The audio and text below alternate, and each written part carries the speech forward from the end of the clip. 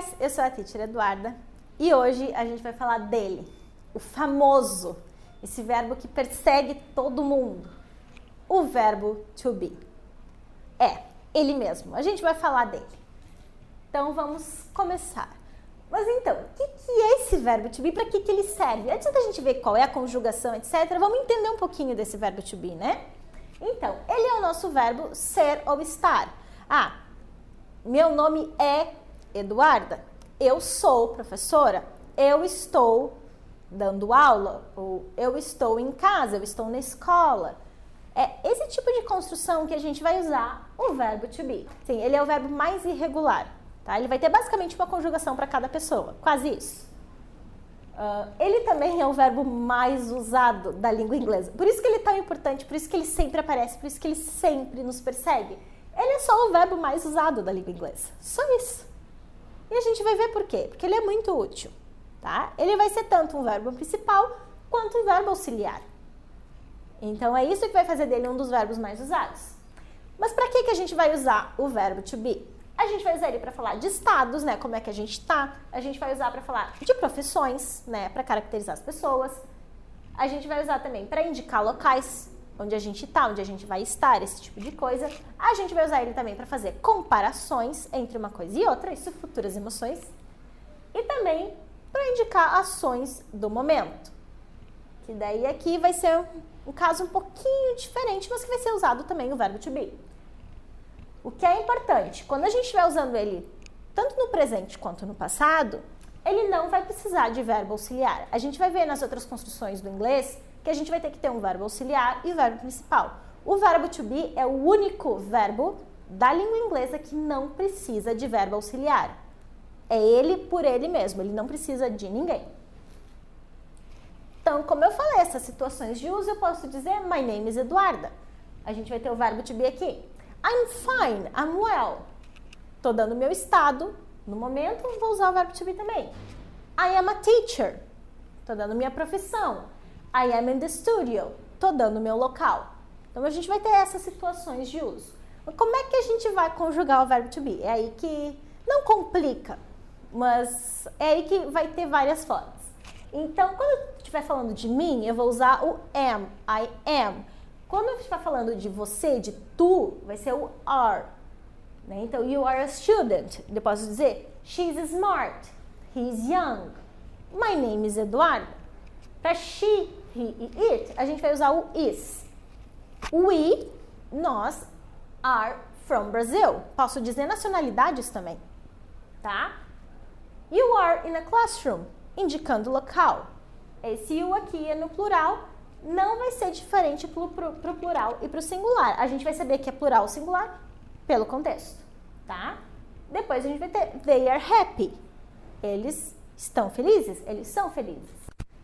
Então, a construção que a gente vai ter um sujeito, que pode ser um pronome, pode ser um nome de uma pessoa, né? Pode ser uma outra construção. A gente vai ter o verbo to be, conjugado de acordo com a pessoa, e esse complemento. Então, lembrando aqui, I am, you are, he, she, it is, we are, you are, they are. Perfeito, né? Não tem muito mistério, não. A gente pode usar a forma contraída desse verbo também. I'm a teacher, you're a student, she's smart, we're from Brazil, we're in a classroom, and they're happy. A gente vai abreviar dessa maneira. A gente vai contrair esse verbo assim. A gente vai colocar um apóstrofe e a terminação final.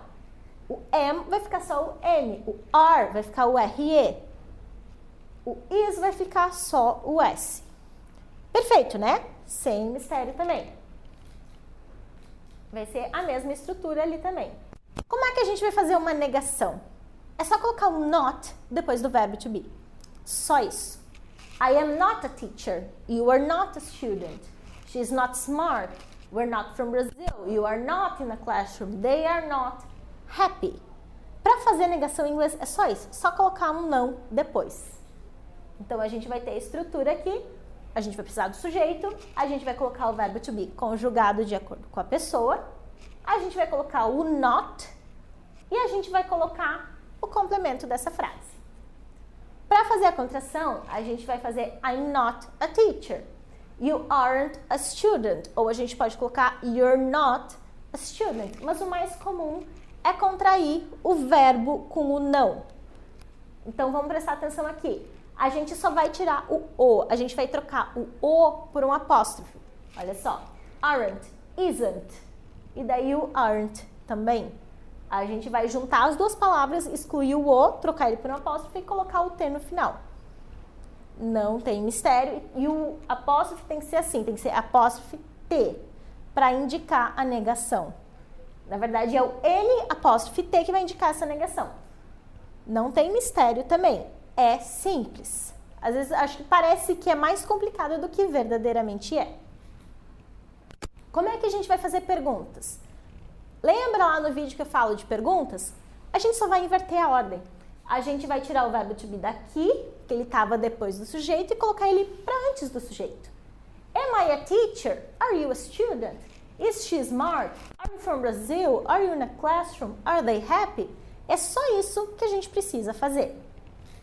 Então, a gente vai ter a estrutura da pergunta. A gente vai começar pelo verbo to be, depois a gente vai ter o sujeito e o complemento e, claro, o ponto de interrogação. É assim que a gente vai fazer a pergunta do verbo to be. Como é que a gente vai responder? Essas perguntas a gente responde com sim ou não. Então, se eu pergunto, am I a teacher? Eu vou dizer, yes, I am. No, I'm not. Prestando atenção aqui. Se a pergunta tem, are you a student? Não vai responder, yes, you are. Vai responder, yes, I am. Ou no, I'm not. Por quê? Porque eu estou perguntando para ti. Tu é um estudante? Tu não vai dizer, você é um estudante quando tu responder. Tu vai responder, sim, eu sou. Não, não sou. É assim que vai funcionar. Outro que a gente vai ter que prestar atenção, então, aqui, é o you também, do plural. Are you in a classroom? Quando eu estiver falando de plural, a gente vai responder, yes, we are. Sim, nós estamos. Ok? Ou no, we aren't. Porque está perguntando de nós no plural, a gente vai responder, bom, nós, né, fazemos isso, ou fazemos aquilo, estamos assim, ou não estamos assim. Are they happy? Yes, they are. O she, a gente vai dizer, yes, she is. No, she isn't.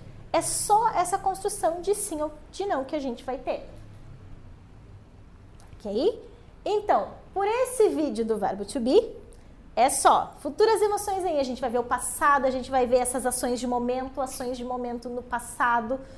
Como é que a gente vai usar todas essas formas do verbo to be? Então, se curtiu, se inscreve aqui no canal, dá um like no vídeo, dá um like lá no Facebook, compartilha com todo mundo. See you next time. Bye, bye!